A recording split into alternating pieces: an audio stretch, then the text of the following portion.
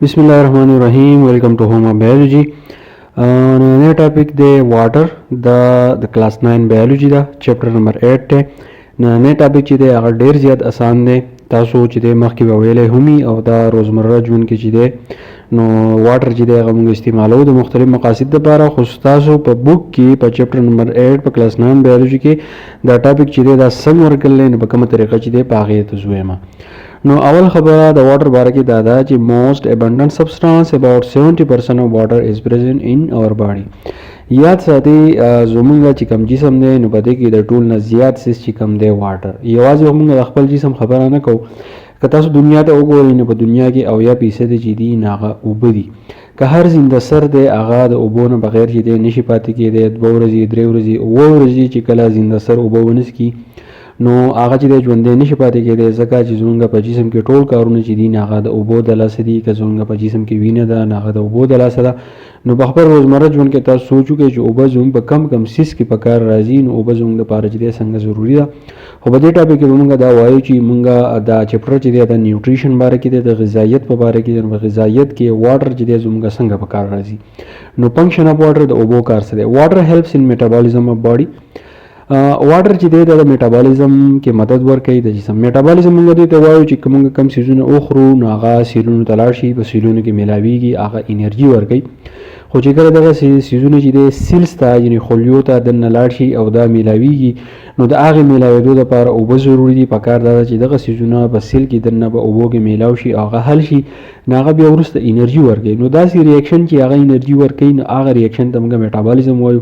نو اوبه چې دي هغه میټابولیزم کې مدد ورکوي. او واټر ان بلډ ډیسولو اکسیجن ان بلډ. اوس زموږ سره وینه ده په هغه کې اوبه دي. نو په دې زموږ سره چې کومه وینه ده هغه کې اوبه دي، نو هغه څه چل کوي چې دا اکسیجن رالي او په دې بلډ سره څه کوي، دا مکس کوي، په دې کې حل کوي. نو که فرض که دا اوبه زموږ سره نه وي، ځکه چې اوبو باره کې دا خبره ده چې دا ګوډ سالوینټ دی، په دې کې هر سره حل کېږي. نو دې ځای کې دا د سالوینټ کار هم کوي او دا د اکسیجن رالي او په دې اوبو کې چې دی نو هغه حل کوي. که فرض که اوبو دې لر کې نو سالوینټ به دې لر شي، خو چې کله دې سالوینټ لر شو نو بیا به زموږ سره چې دی دا بلډ او اکسیجن چې دی بیا زموږ سره نشي میلاوېدی، نو انسان چې دی هغه بیا مري. Water carries nutrients from digestive system to all cells. اوس زموږ سره ډایجسټیو سیسټم دی، موږ سیز وخوړو هغه اسابیکس ته لاړ، سټمک ته لاړ، سمال انټسټاین ته لاړ. نو د سمال انټسټاین نه دا ټول هر څه چې دی دا ذره شي او دا بیا په ثابت جسم کې میلاویږي.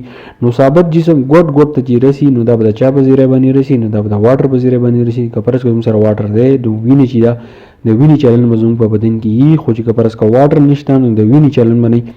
نو اوبه چې دي نو هغه زموږ د لپاره ضروري دي چې دا هر څه د ډایجسټیو سیسټم نه والي خوراک او پوره بدن کې چې دی ډیوایډ کړي. او every cell is bathed in body by water. او اوبه دي نو دا اوبو د وجې نه هر سیل چې دی هغه لون وي. خو چې کله سیل لون وي نو دا خبر یاد ساتئ د هغې سره بلډ او اکسیجن چې دی په صحیح طریقه باندې میلاویږي. که فرض کې یو سیل زموږ سره ډرای دی، مطلب وچ دی، نو بیا اکسیجن چې دی د هغې سره نشي میلاوېدی. او واټر act as a reactant in many metabolic reaction. مخکې ما څنګه وویل چې میټابولیک ریاکشن موږ دې ته وایو چې هغه انرژي ورکوي. نو واټر چې دی د ریاکټنټ کار کوي. ریاکټنټ دې ته وایي چې کله دوه سیزونه میلاویږي او د هغې نه په بدل کې بل سیز جوړېږي، هغه ته موږ پراډکټ وایو. خو پراډکټ به د چا نه جوړېږي او د ریاکټنټ نه جوړېږي. نو واټر چې دی په ډېر میټابولیک ریاکشن کې د څه کار کوي، د ریاکټنټ کار کوي. او واټر ریګولیټ باډي ټمپریچر. او د اوبو د وجې نه زموږ د جسم چې کوم ټمپریچر دی په هغې کې باقاعدګي راځي. لکه د اوبو سیکریشن وشي نو زموږ باډي چې ټمپریچر چې دی برابر شي. موږ اوبه وڅښو زموږ د باډي ټمپریچر چې دی هغه برابر شي. یخ اوبه څښئ، تاسو ګرمې اوبه څښئ، نو هغه په خپل جسم باندې چې دی خپل اثر پرېږدي. خو میټابولیک ریاکشن د وجې نه چې دی هغه خپل اثر پرېږدي، که هغه د جسم هر یو ځای دی نو هغه خپل اثر چې دی پرېږدي د ټمپریچر په نسبت باندې. او اټ ابزورب and release heat. او د دې اوبو د وجې نه چې دی هیټ ابزرو کېږي او هیټ چې دی نو هغه د جسم نه چې دی وځي. د جسم نه څنګه وځي؟ لکه زموږ د جسم نه خوله وځي نو هغه هیټ چې دی نو هغه خارج شي. او کله چې زموږ سره میټابولیک ریاکشن کېږي واټر پکې یوز شي او په کوم ځای کې اکسیجن او واټر استعمالیږي نو په هغه کې هیټ پیدا کېږي. نو ځکه وایي چې دا هیټ ابزرو کوي او ریلیز کوي. او واټر آلسو ایکټ ایز ا لوبریکیټینګ میډیم.